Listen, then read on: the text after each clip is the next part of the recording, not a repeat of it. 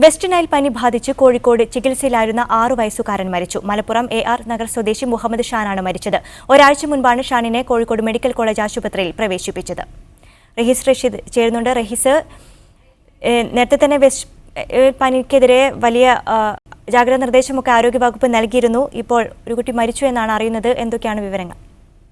നൈനു, കഴിഞ്ഞ മാസം 25-ാം തീയതിയാണ് മലപ്പുറം AR നഗർ ആസാദ് നഗറിലുള്ള വെസ്റ്റ് നൈൽ മുഹമ്മദ് ഷാന് പനി ബാധിച്ചത്. അതിനുശേഷം നടത്തിയ പരിശോധനയിൽ 2 ആഴ്ച മുമ്പാണ് വെസ്റ്റ് നൈലാണ് മുഹമ്മദ് ഷാന് ബാധിച്ചത് എന്ന് മനസ്സിലായത്. ഇതിന്റെ അടിസ്ഥാനത്തിൽ കോഴിക്കോട് മെഡിക്കൽ കോളേജ് ആശുപത്രിയിൽ പ്രവേശിപ്പിച്ചിരിക്കുകയായിരുന്നു.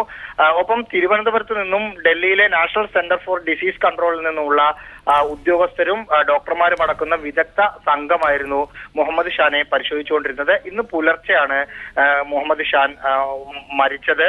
ഇത് ക്യൂലക്സ് വർഗത്തിൽപ്പെട്ട കൊതുകുകളാണ് ഈ രോഗം പരത്തുന്നത് എന്നാണ് ആരോഗ്യവകുപ്പിൽ നിന്ന് മനസ്സിലാക്കാൻ സാധിക്കുന്നത്. ഇതിനെ പ്രതിരോധ മരുന്നുകളൊന്നും ഇതുവരെ കണ്ടുപിടിച്ചിട്ടില്ല. ആഫ്രിക്കൻ രാജ്യങ്ങളിൽ നിന്ന് വന്ന പനിയാണ്, ആഫ്രിക്കൻ രാജ്യങ്ങളിൽ കൂടുതലായി കാണുന്ന പനിയാണ് ഇതെന്നാണ് മനസ്സിലാക്കിയിരിക്കുന്നത്. ഇപ്പോൾ കോഴിക്കോട് മെഡിക്കൽ കോളേജ് ആശുപത്രിയിൽ നിന്നും മൃതദേഹം മലപ്പുറത്തേക്ക് കൊണ്ടുപോയിട്ടുണ്ട്. രാവിലെ 11 മണിക്കാണ് കബറടക്കം നടക്കുക.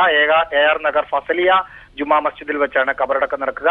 പ്രദേശത്ത് ജാഗ്രതാ നിർദ്ദേശം, അതായത് ആരോഗ്യ വകുപ്പിനോട് അടിയന്തര നടപടികൾ സ്വീകരിക്കണം എന്ന് ആരോഗ്യവകുപ്പ് സെക്രട്ടറി പ്രീതി സൂസൻ നിർദ്ദേശം നൽകിയിട്ടുണ്ട് എന്നാണ് ആരോഗ്യവകുപ്പിൽ നിന്ന് അറിയാൻ സാധിച്ചത്.